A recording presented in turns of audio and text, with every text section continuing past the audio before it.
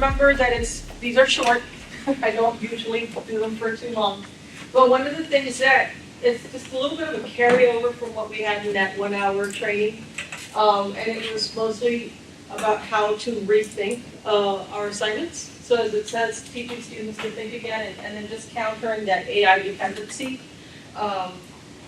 Especially in the fact that we know that they're already using it, so it's just a matter of how they use it, right? So. Quick question, Michelle. Yes. Before you get into, are you going to be sharing this PowerPoint with us? I'll share it today, right now, if you want. Get it properly? Yeah. Please. With everybody who signed in, I'll just send it to you all. Perfect. Thank you.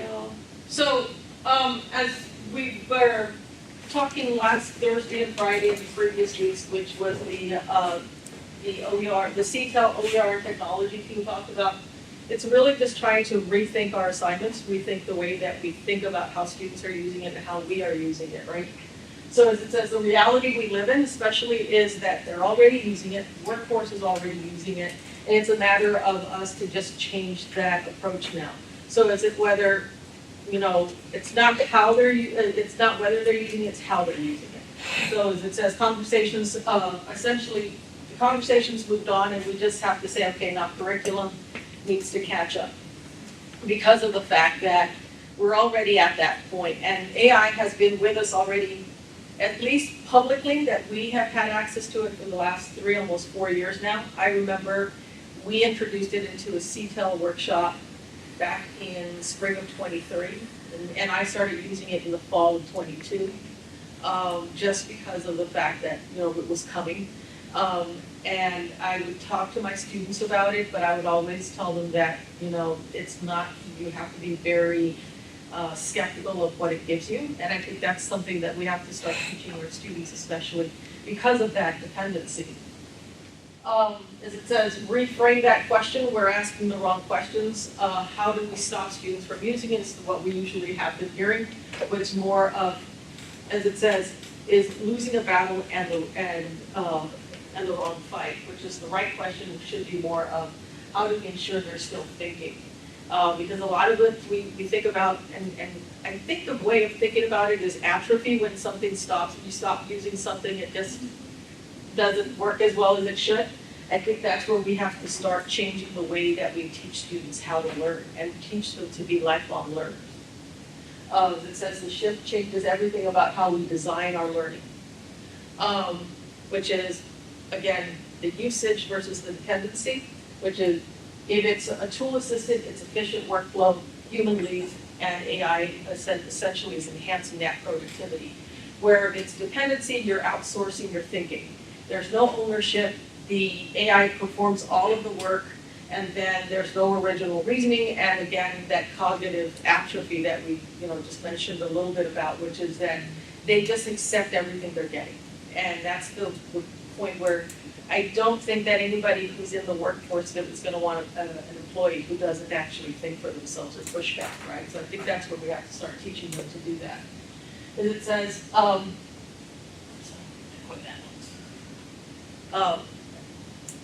as it says, it isn't that students use it, it's how they stop engaging, especially in the cognitive work entirely. And actually, it means that they just don't think about it. They're outsourcing their thinking. And I think a lot of the times we have to go back to when we were students and how we approach things, and how we were constantly, making sure that we were told that you have to research it, you have to vet it, you have to just keep going and always question it.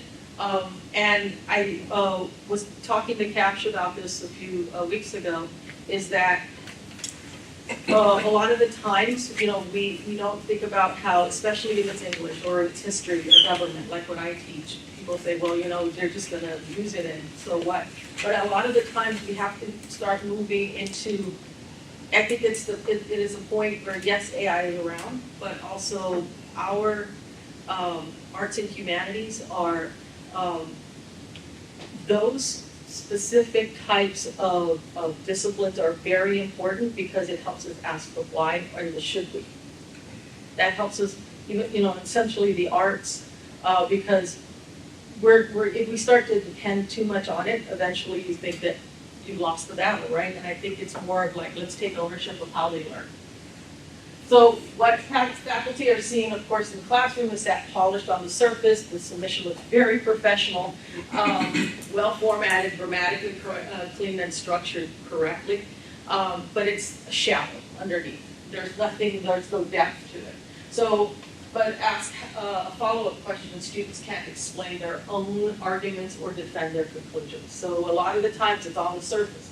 There's weak explanations. They struggle to tell you why they chose something and what was the reason behind it and what's going on. So do they believe it? Do they know what it means when they're submitting something? A lot of the times you're not getting that. So if AI can do it, you're measuring output and not thinking. Assignments can be fully completed by AI aren't assessing what we think they are, and they measure production. So it's like what they're submitting and that's it. So there's no cognition. I think that's one of the things about how we have to just start changing that approach. It's time to audit what we're actually testing. What is it that you want your students to know? And what is it that we as a society want our students to know? My thing, especially for me, was always that, especially the fact that I taught political science and government, that I still do teach it, is that you want them to understand why government works the way it does, to question why it does what it does, where's the accountability, all of those things, because you just don't take a lot of things at face value. There always has to be some sort of pushback, and that's an engaged citizenry. Because if people just plainly accept it, then eventually you lose the battle, and you lose the democratically held government a lot of the times with that. What they want is, what the workforce really is looking for is someone who can think critically, have reasoning, and has accountability. So on accountability, it's their own decisions and stand behind their conclusions. Why did you choose what you did, what you submitted? Evaluate the output, look for accuracy, for bias, for any gaps. Especially if you're doing research and you're saying, well, I believe this, like you've stated what you're going to look for, right? Are there any gaps in your own assumptions, and how do you then either confirm them or how do you debunk your own reasoning? And I think that's the best thing to approach it, is to teach students how to think. Again, we're looking for people who can think alongside it. I think that's what most people in the workforce are trying to do. You need a person who knows how to use it. You need an employee who's going to be able to use it, but also be able to not, to be able to evaluate the work that it gives you. Because sometimes it just gives you stuff and you're like, and I usually do it. Like I'm constantly, and I argue with it. I think you can argue with it your own, model, and you use it and you're like, I don't like what you've given me. And I train mine to where I tell it not to give me fluff, to always question me, to be the devil's advocate, and to constantly make sure that it's not going to just agree with me. Just to constantly, how does that work? I don't like it. Because every time I say something, what happens is like, it goes like, well, this, and I'm like, I'm not looking for that. And sometimes I'll just say, I'm just looking for this. But then I'm like, if I change the way I've done it, then it's gonna just always, because by, the settings, you can change how you want it to talk to you, or essentially respond. And that's what I gave it a prompt to just make sure that it was, don't be agreeable, always question me, always make sure that you give citations and resources, always. So it's just a constant devil's advocate, and it's annoying sometimes. It actually does become very annoying. But then I'm like, then if I change it, it's not going to give me what I want, because it was very agreeable. Sometimes it's just agreeable type of thing. It's like, I don't want you to be agreeable. I need for you to tell me what actually works and what I can do to change something. Especially because I use it with workflows, and I'm trying to make sure that it's going to give me something that I can constantly vet myself and question.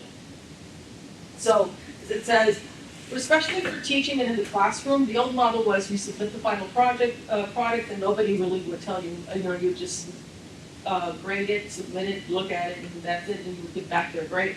The transition is that we have to start essentially getting into that process and how they got to where the end product. So that transition is adding critique, reasoning, and reasoning to that submission. So the difference is it's banning it, but it's adding a layer of intellectual accountability. Critique and justification are what transform a submission into evidence of thinking. You get to see, okay, you gave it a prompt. Was that prompt actually helpful? Did it get you what you needed? If it didn't, then you had to redo it. Okay, then why did you do that? So there's this constant questioning of that model so that it can give you the work that you're looking for. So the same thing is that you end up with a new model, which is submit, critique it, justify it, and own the conclusion. That's where you're hoping that you're guiding your student to get to. Or just, anybody who's actually using it, essentially. One strategy is to make it visible, make the work visible. And I think that's something that we've been trying to advocate more so in these last, 2 years or so, to say, start telling them to give you the work. Show me what you're doing. Submit the prompts. What was the raw output? What were the revisions that you made it out that you actually had to do? And explain why, what was behind that the final submission, the reasoning behind it. It's a constant request to make students give you their thinking process. So, as it says, if you replace, visibility is replacing the policing. The thing is that we've become, at least at some point, we ended up becoming, the gotcha police, which was, you actually did use AI. You're using AI, and I think it made our job a little bit more difficult to constantly be policing. And it's like, okay, now I know you're using it, and it's not because it's a losing battle, but it's a battle that maybe we shouldn't have actually been fighting. And we actually have to start saying, this is here, now how do we actually work with it? Again, employers are looking for people who know how to do it, but they're also use it, but also know how to work alongside it, but also know how to vet it, critique it, make sure that we don't accept things. Michelle, can you Yes. please go back to that slide? Mm-hmm. So what I'm thinking is, before we get to that stage, Mm-hmm. and I'm thinking again from writing, right? Yeah. Before we get to that stage, maybe create some sort of an assignment to where we train the students how to properly prompt. And I just found something I'm going to show you at the very end, Oh. because I follow somebody on LinkedIn, and she's an English professor. So she gives this Google Doc to her students so that they could be able to, especially when essay writing, what they should be doing. And it's a Google Doc, and I wanted to share it with people to be able to say that. Because she shares that she's currently at a conference, but I then was going to discuss that. So that's why I grabbed it right away. I was like, it's not stealing, she shared it. That was the one thing. So essentially, making it visible, making their work visible, making them show you what they're doing. Is it that essentially you're producing or building productive friction into those assignments. Like where is it wrong? What's missing? Why is it weak? Or where is the weakness in it? Where is it doing something that you're saying, because like when you use it and I use it, we're actually the subject matter experts and we know what we're looking for. And I think that's what we have to start training our students to do. So ask them to identify the errors. Where were the outdated claims? Because sometimes it might, produce something if you're doing research, and it might produce something that was 10 years old or more, and it might not be relevant to your current research study. So you're like, maybe there's, you have to actually go back a little, go back and say, I need something recent. Show me where I can find this. So where are those logical flaws in AI-generated content? What's missing? Especially we're looking for lived experiences. You cannot replace the human experience. And a lot of the time, I think that's where we have to start asking our students to start putting themselves into their work. Because your lived experience, your experiences, we have, people who live in this region might have different experiences than maybe what the AI generated output can actually put there. And it's not going to be something that they understand. So it's something that we need to think about. And as it says, where is it weak? Where does it hedge, oversimplify, or fail to take a real position? And that's one of those things. Remember, they submit perfect work, but there's no depth to it. It's always on the surface. And I think that's where we move into, that experience, that nuance or lived experience. That's where your students can come in and offer that point of view. So this is where I was talking about a little bit more, where humanities matter more than ever. As it says, you can AI can retrieve, summarize, synthesize, it can give you all that information that you need. But again, as it says, that's the work of humanities. What it cannot do is assign meaning to a text, a moment, or to a life. It can't do that. It can try, but it's not going to get it right most of the time. So that's where humanities can come in. It's through interpretation, ethical reasoning, cultural context, empathy. And I think we lose a lot of that because if we overly depend on it, this is where we lose that. And then you have essentially people just become, cogs in the wheel. They're just moving forward, right? But you need to be able to ask the why. I don't know if anybody ever remembers, and it's a little old, so that means I'm going to age myself a little bit, but the 1984 commercial for Apple. If you ever have a chance, go to YouTube and watch that was when Apple introduced itself at the Los Angeles Olympics. And there's people just walking in unison together and there's this talking head. It's like 1984, right, the book. Yeah. And there's this talking head, and these people are just like mindless robots walking towards it or listening to it. And here comes this woman running through and throws the sledgehammer through the screen. And that's when Apple introduces itself and says that it's the first time they'd ever had a national commercial. And it said, essentially, you could think for yourself and you didn't have to be the same. So I think that's what essentially, we might be reverting back to something like that, right, where everyone was like this. Because Apple introduced it right now. Yeah. I think we're going back that way, right? Yeah. Because, and I've always, I usually show my students that commercial, especially when you have to question authority, and you don't just take it at face value, because Apple was the new kid on the block when it was trying to sell its computers, and everyone usually used IBM compatible computers, and then there was really Microsoft eventually came in, but it was IBM compatible, and everybody just used it and used it and used it. And so essentially, you were just a slave to the status quo. And I think that's where we have to actually put in hey, you're a human being, start thinking like one, start making reasoning. I'm thinking for, in my case for public speaking, they do research, right? So I'm thinking that, and I think I've been kind of doing that, but now, for sure, make them do a topic that relates to them so that they can give me an experience, something human lived. Research is very important, we have to include it.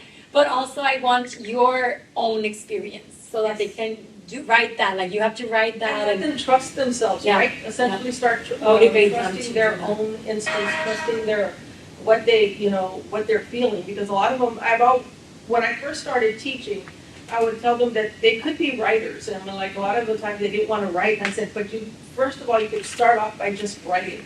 And then you go back and then try to then fix it, right? You start to put in, and I said, and then trust yourself on what you're actually writing. You know what you want to write, so just start doing it, and then eventually you'll get better at it. I said, because it's not an innate, it's not innate. You have to teach somebody how to write. Like I would tell them, it's not innate to be a reader. You have to be taught how to read.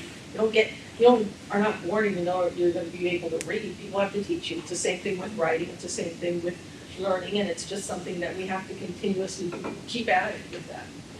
So these are some things that I think it's important for us to remember that, whether it's English, history, government, those are things that, this is where humanities do matter. No. Because most people, what is it that most people say you forget about, we are just subject to constantly going right back to it and doing the same mistakes all over again. I just wish the government would actually do before they put up those deals. They don't even read them. There's a really good book, which I always read. I've read it a couple of times. There was a libertarian writer, his name was P.J. O'Rourke. And the title of the book isn't great, but it's called The Parliament of Wars. So if you ever read The Parliament of Wars, it will tell you about how most members of Congress will not read their the bills that they have people to do that for them. They create grocery listings of the pros and cons. Essentially, that's their AI, their pros and their cons, and they move forward. They never read them. Like, one of the things is that when 9/11 happened, I've always told students that the way that our government, especially the Constitution, is written, is to purposely be slow, especially Congress. They're very slow moving so that nothing can go by too fast. And when 9/11 happened, they passed the 9/11 bill, and it was called the Patriot Act. And the Patriot Act did a lot of things that it shouldn't have done, right? So it, made librarians police people's, taking out what they take out of, at the library and stuff. Reporting, their neighbors could report people and stuff like that. But that bill was written in less than 2 weeks by one person or a group of men. And it was never, and 98% of the people who voted to pass it did not read it. So. Yeah, no, I would just like, maybe took a break and I look at the commercial, the Apple commercial, like a questioning authority you're talking about, how the sledgehammer. Yeah. I think I was alluding also to the Olympics in 1984, right? Yeah. So that was an Olympian throwing the hammer Yeah. to the screen, and and then the Olympics in LA that year, Yeah. right? Yeah. That one, my students I would always have them see that one and give me a critique about what they actually thought about it. But it's a little bit harder, right, sometimes. Life has changed so much. So as it says, ownership of thinking, when students outsource thinking, they don't lose the product, they lose the process of building capacity. And that's where hopefully we start teaching the how and with the why, and hopefully that actually restores our ownership of the product that we're giving and what we're trying to do. They can explain their reason, develop confidence with that, transfers over to just one single assignment, but to life totally. So it really is just looking at having you have somebody who's a lifelong learner. I remember one time somebody asked me, because I was always in school, and they're like, I said, I think I've always seen myself as a person who's an academic. I've always liked to learn. And I don't, and whether I'm actually in a class or just doing it on my own, I always like to learn. And that's what I would always want my students to do. And I would tell them, you have to learn, be a lifelong learner. You're going to be learning for the rest of your life, and please don't stop just because you graduate. So one change tomorrow, like I said, really quick, which is you don't need to redesign the entire course. You can just, don't prohibit it, just make it transparent, require something for students to do, evaluate what the AI's output was it wrong, was it missing? And I think it's mostly just trying to redesign an assignment or integrate it in a way that it can help. And then demand a justification. Why did you essentially explain their final decisions in their own voice? One way that it could look like in practice would be use AI to generate an initial draft response to the prompt, critique the output, identify 3 specific weaknesses or errors, revise it, the draft using your own knowledge and judgment, and explain it in a short reflection. I think that's something that I've been doing that for at least the last 2 years, where I've had at least 2 assignments where students will will put it in the prompt. They will tell me what they received, and then like what they get, and then they have to explain where they had to fix it and why was it helpful, was it not helpful.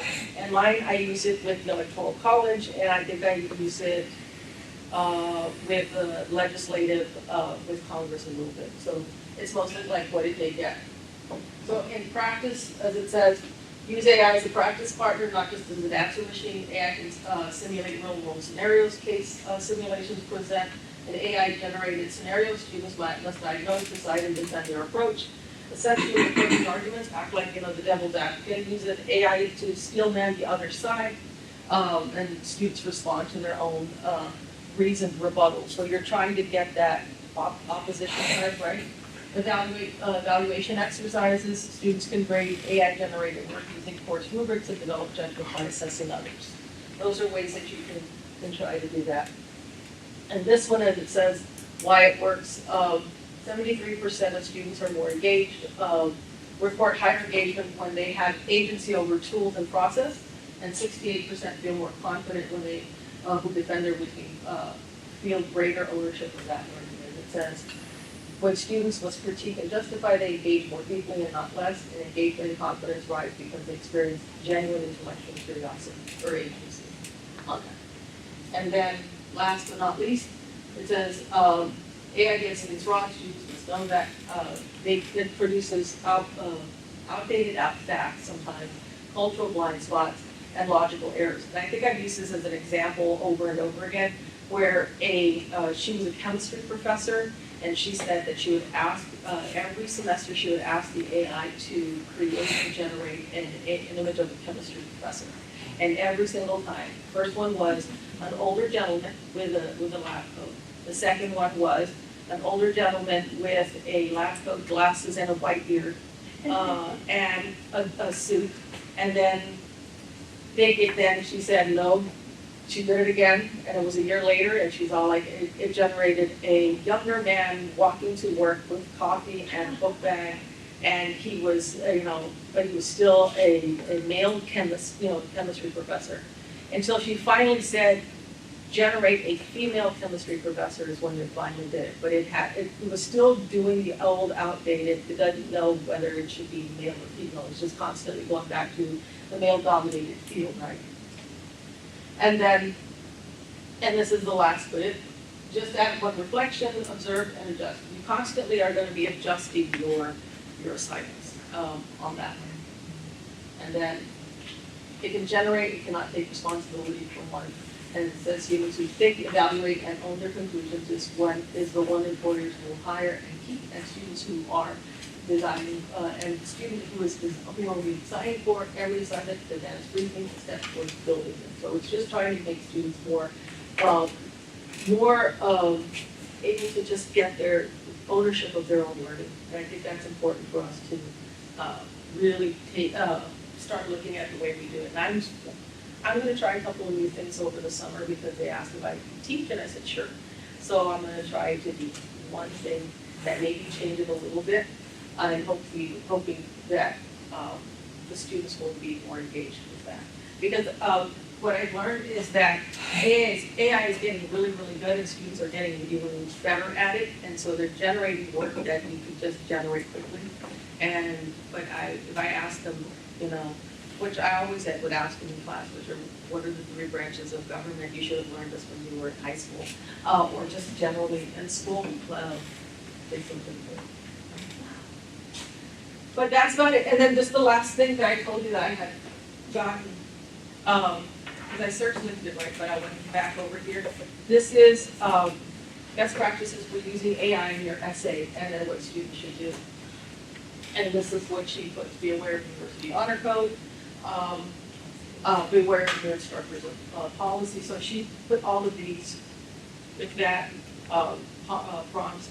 You can do this one right here, which is, what is a good time to use Gen AI as a tutor to help you identify areas where you can improve your paper? Here's an example of a general prompt that you can do as an active tutor, and it helps them do that. So that's a prompt for especially writing on that. But everything about how to format work, revise, use Zotero. Zotero is really good. I used it on that one.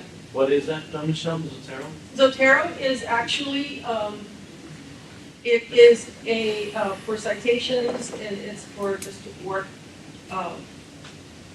Citation organizer. Oh, okay. It organizes all of your sources. Got it. Thanks. I have another one, I can't remember that. But this is all right here. And I'll share this one with you as well, so that you can give to see what you can do with that. But those were the best practices for using AI in your essay, especially where you can at least use it in a way where you're aware what are the do's and don'ts on that. And that's it, guys. Thank you all so much for coming.